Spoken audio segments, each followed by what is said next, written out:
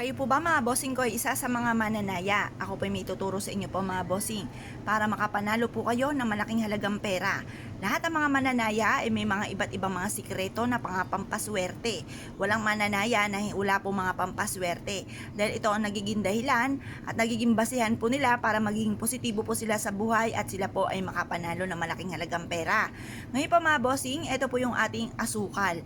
Yung asukal ko niya mga bossing, nilaan ko po talaga yan sa pampaswerte at ganoon din sa mga langgam na itim. Kapag po yan nilanggam na itim, yan po ay i-claim nyo na kagad ang swerte, possible may darating kang malaking halagang pera. Pero kung yan ay kulay pula, nako mga bossing, tanggalin kaagad ang kulay pula at ito po ay lagyan nyo po ng platito dito sa may ilalim at lagyan ng tubig para hindi makaakyat ang langgam na pula mga bossing.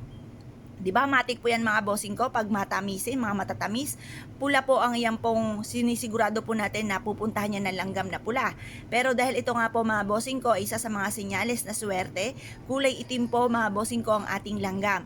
I-claim na po natin ang swerte dahil may paparating na buenas po sa atin, kaya lubos-lubusin na ang mga pagkakataon. Gawin niyo po ito na 6:30 or kaya po ay alas 7. Pero kung mataon ay full moon, gawin niyo ito na alas 7 or alas 8 mga bossing. Ngayon pa mga bossing, ano't ano man ang naibigan nyong gawin mga bossing ko ay subukan nyo po ito. Mag-wish na mula sa inyong pong puso, taimtim na panalangin. Kung ano ang binubukan ng bibig ay siya rin tinatakbo ng ating pong isipan mga bossing.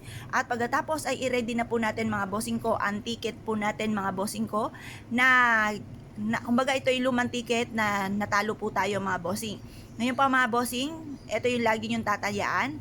Yan, kahit ilan po yan, kahit isa lamang po inyo pong tayaan, pwede po yan. Tapos, iipit po natin dito sa ating pong asukal mga bossing. Ganyan.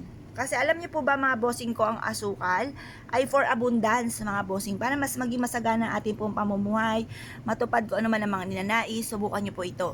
Ito po isa sa mga sikreto or kaya yung wishes po ninyo na magkaroon kayo ng negosyo na dito na kayo yayaman, magkaroon kayo ng napakaraming pera, isiksik nyo dyan sa gitna mismo mga bossing ko ng asukal. Yan po ay for abundance mga bossing. Kaya mas mainam mga bossing ko, gamitan natin ng mga gatong mga pamamaraan para may patunguhan ng ating mga pinaniniwalaan at ganoon din po ang ating mga pangarap sa buhay. May mga pagkakataon mga bossing ko na masipag po tayo, lahat ay ginawa na po natin pero parang sa wala't wala ang ating kasipagan. Kaya gamitin ang mga gatong mga pamamaraan upang sa ganoon masigit po tayo na maka-attract ng swerte. Ngayon po mga bossing, bukod sa sipag at tiyaga, pananalig sa mahal na Panginoon, subukan nyo po itong gawin mga bossing upang sa ganon ay kung ano man yung ninanais ninyo ay magtagumpay po kayo dito. Ngayon pa mga bossing, i-mindset nyo na kayo magiging matagumpay at iwaksi ang mga pangit na nasa isipan at huwag ibukas sa bibig ang mga salitang walang pera, hikahos, lubog sa pagkakautang. Mahirap lamang yung mga ganyang salita. Naku, kalimutan nyo na po yan mga bossing. Walang mahirap, lalo-lalo na kung ikaw po ay isa sa mga masipag na tao. Ikaw po ay magiging matagumpay, walang imposible sa mga tao masisipag, malakas ang fighting spirit at hindi nakakalimot magdasal. Kaya kung kayo pinaniwala at dahil po itong gawin mga bossing, huwag na po kayo magpatumpik-tumpik pa. Subukan nyo po ito, proven po ito na maswerte. Gawin nyo po ito sa gawing silangan at pagkatapos ay ilagay nyo po ito sa inyo pong altar upang sa ganoon kayo po mga bossing ko ay sundan ng kaswertehan. Matupad lahat ang mga pangarap sa buhay. Kaya kung kayo pinaniwala at dahil po itong gawin, asya mga bossing, good luck po sa inyo po lahat.